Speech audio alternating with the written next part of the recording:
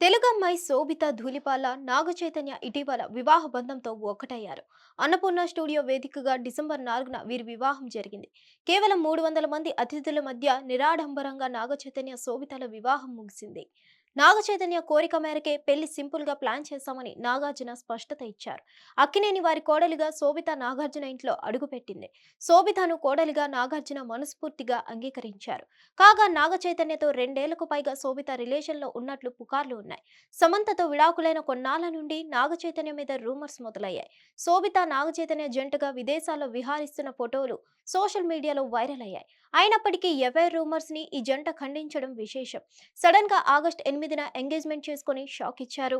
వీరి ప్రేమ ఎలా మొదలైందనే సందేహాలు చాలా మందికి ఉన్నాయి. ఇలాంటి వేళ శోభిత ఎట్టికేలకు ఓపెన్ అయ్యారు.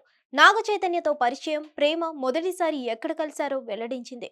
2022 నుండి నేను నాగచైతన్యను ఇన్స్టాగ్రామ్లో ఫాలో అవుతున్నాను. మా ఇద్దరికి ఫుడ్ అంటే చాలా ఇష్టం. ఫుడ్ గురించి ఎక్కువగా మాట్లాడుకునే వాళ్ళం. నాగచైతన్య నన్ను తెలుగులో మాట్లాడమని కోరేవాడు. నేను తెలుగులో మాట్లాడడం వలన మా బంధం మరింత బలపడిందని శోభిత అన్నారు. ఇన్స్టాగ్రామ్ లో తన గ్లామరస్ ఫోటోలపై కాకుండా స్ఫూర్తిదాయకమైన పోస్ట్స్ మీద నాగచైతన్య స్పందించేవాడట. అప్పుడు నాగచైతన్య హైదరాబాద్ లో ఉండేవారు, నేను ముంబైలో ఉండేదాన్ని. కానీ అప్పుడప్పుడు నన్ను కలిసేందుకు నాగచైతన్య ముంబై వచ్చేవాడు. మొదటిసారి ముంబైలో ఒక కేఫ్ లో కలిసాం. అప్పుడు నాగచైతన్య బ్లూ సూట్ వేసుకున్నాడు, నేను రెడ్ డ్రెస్ ధరించాను. అనంతరం కర్ణాటకలో ఓ పార్క్ లో కలిసాం. ఇద్దరం ఒకరికొకరం గోరింటాకు పెట్టుకున్నాం. న్యూ ఇయర్ సెలబ్రేషన్స్ కి నాగార్జున కుటుంబం తనను ఆహ్వానించారట.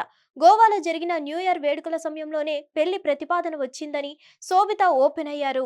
హిట్ టీవీ యాప్ ని డౌన్లోడ్ చేసుకోండి. ఇందులో short news, live news, entertainment movies అన్ని అవైలబుల్ గా ఉన్నాయి. Please download Hit TV app. Hit TV app. Hit TV యాప్ని ఫ్రీగా డౌన్లోడ్ చేసుకోండి.